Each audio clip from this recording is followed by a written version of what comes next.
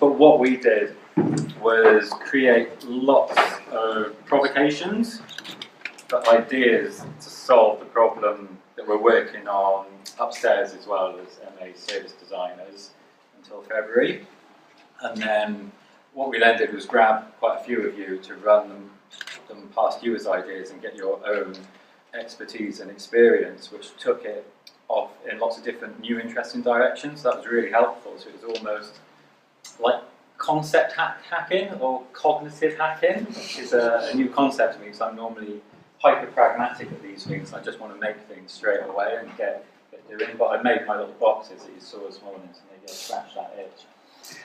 But the one idea I ran past you, just so we could show something, was this idea of locally made smart meters that kind of are made for different communities. So this one would be for Brixton community, and it's based on the raster colours, and they kind of expand and contract based on energy use. Well, that would be for Finsbury Park Yummy Mummies, and it's made out of like polished metal and kind of reclaimed wood, kind of scratch all their needs. But when showing these to people, yeah, it's quite a satirical approach, but it's still quite interesting. But yeah, when showing it to people, it went in some interesting directions of kind of like, what if a smart meter matched your belief system, or you could choose a smart meter based on that belief system, or what if you took pride in the type of energy you were using, or how you were using that energy. So I've mocked up a kind of few potential kind of bits of packaging. So if you were going to go to Maplin's and buy your smart meter, and you didn't buy a normal smart meter and you're buying some other kind of smart meter, what that might be.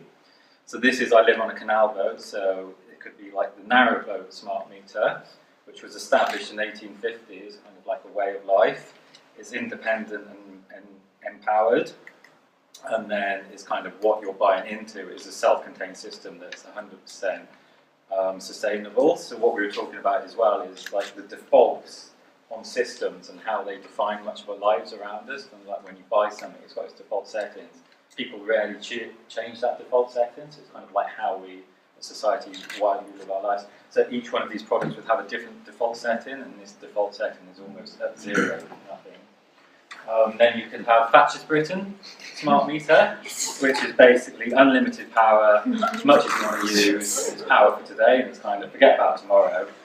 So that's a different way of looking at it, and almost by doing this, we're exposing what we're getting at the minute is, in a way, this by default, and we're kind of just making that choice.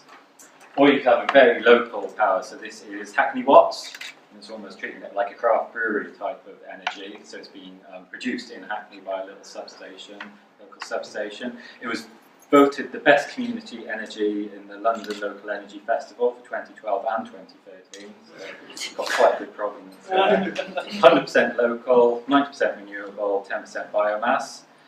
Because it's local, it's minimum waste, so it's not kind of being shipped in from miles and miles and miles, and it's creating local jobs in the community.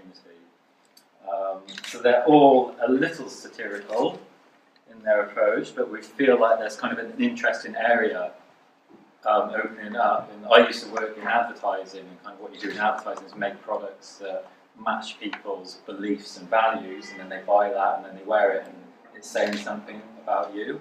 So can energy, in the same way, pull those same levers, and can the way you choose it say something about you, and then you kind of you stick to those notions in future? Or could you be a narrowboater for 6 months and then think that doesn't suit me, I want to be a Thatcher's Britain, and then you kind of feel guilty about that, and then you move over to your Hackney Watts and kind of you switch and choose, but you've got that choice. And that's the essential thing, is kind of like the choices that are put in front of you. So that's our hacks cognitive